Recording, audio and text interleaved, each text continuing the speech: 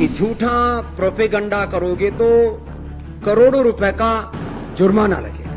हम supreme court का, देश के कानून का, देश के संविधान का आदर करते हैं, लेकिन झूठा प्रोपेगंडा प्रचार हम नहीं कर रहे। यदि हम झूठे हैं तो हमारे ऊपर सैकड़ों नहीं हजारों करोड़ का जुर्माना लगाएं और हमें डेथ पेनल्टी भी दे तो हमें स्वीकार है। ये प्रोपेगंडा कि पतंजलि झूठा प्रचार कर रहा है। पतंजलि झूठा प्रचार नहीं कर रहा।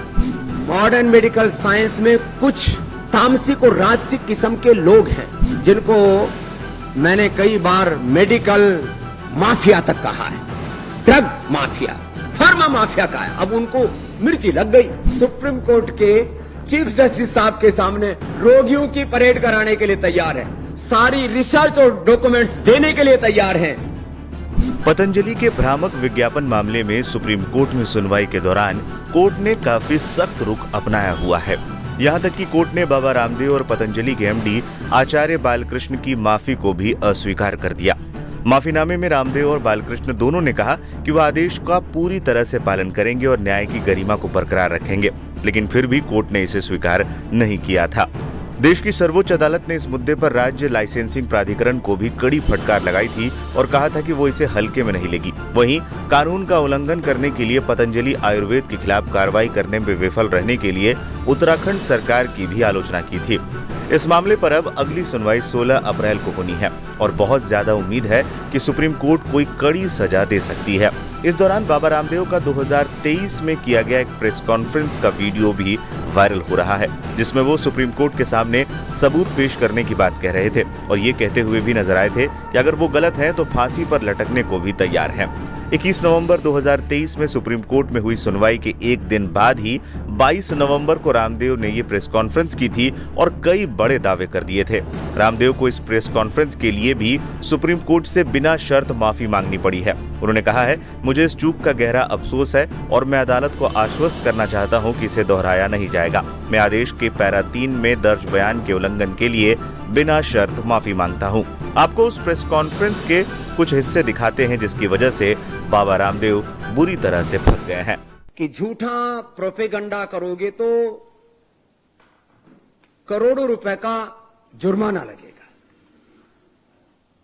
हम सुप्रीम कोर्ट का, देश के कानून का, देश के संविधान का आदर करते हैं, लेकिन झूठा प्रोपेगंडा प्रचार हम नहीं कर रहे। एक वर्ल्ड में किसी चीज का यदि क्योर नहीं है तो ये कहना कि योग में, आयुर्वेद में, नेचुरोपैथी में जो हम integrated and evidence based treatment system से बीमारियों को कंट्रोल यानी क्योर करते हैं, ये झूठ नहीं है, ये सच है।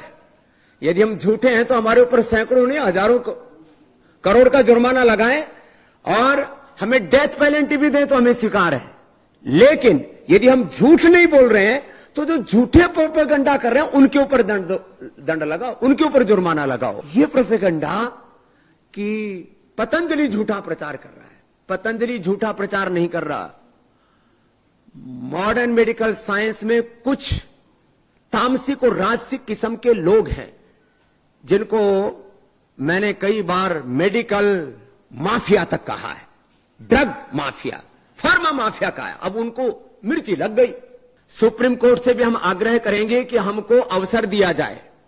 मैं आज तक कोर्ट के सामने पेश नहीं हुआ कभी, लेकिन खुद सुप्रीम कोर्ट के सामने पेश होने के लिए तैयार हूं। मैं अनुमति मांगूंगा कि मुझे पूरे रिसर्च एंड एविडेंस के साथ, रियल वर्ल्ड एविडेंस के साथ, क्लिनिकल एविडेंस के साथ हमको वहां अवसर दिया जाए कि हम पेशेंट को प्रस्तुत कर सकें, अपने रिसर्च पेपर्स को प्रस्तुत कर सकें और 1940 में जो एक drug and magic remedy act बना था उसकी खामियों को हम उजागर कर सकें। उसके खिलाफ भी हम कोर्ट में जनहित याचिका जारी करेंगे कि ये एलोपैथी की तरफ से जो झूठ फैलाया जा रहा है, मॉडर्न मेडिकल साइंस की तरफ से जो झूठ फैलाया जा रहा है, इस झूठ का पर्दाफाश होना चाहिए। देश के सुप्रीम कोर्ट के चीफ जस्टिस साहब के सामने रोगियों की परेड कराने के लिए तैयार है, सारी रिसर्च और डॉक्यूमेंट्स देने के लिए तैयार हैं कि जो मॉडर्न मेडिकल साइंस नहीं कर पाया वो काम योग, आयुर्वेद, नेचुरोपैथी से हमने साइंटिफिक और ऑथेंटिक तरीके से करके दिखाया। और ये बात ऐसे नहीं कह रहा हूं, इसके लिए सैकड़ों करोड़ रुपए हमने रिसर्च पर खर्च किए।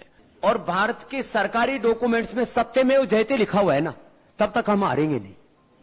या तो वहां लिख देना चाहिए अनृतमेव जयते।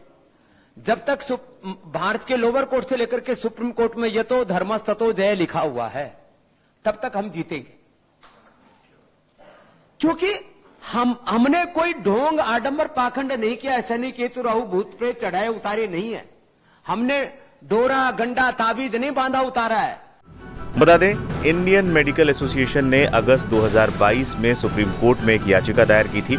पतंजलि ने एक विज्ञापन दिया था जिसमें कहा था कि एलोपैथी, फार्मा और मेडिकल उद्योग द्वारा गलत फहमियों से खुद को और देश को बचाएं। बाबा रामदेव ने एलोपैथी को बेवकूफ और दिवालिया विज्ञान कहा था। उन्होंने दावा किया था कि एलोपैथी दवा कोविड-19 से होने वाली मौतों के लिए जिम्मेदार है। आईएमए ने दावा किया था कि पतंजलि के कारण ही कई लोग वैक्सीन लगाने से भी हिचकिचा रहे थे।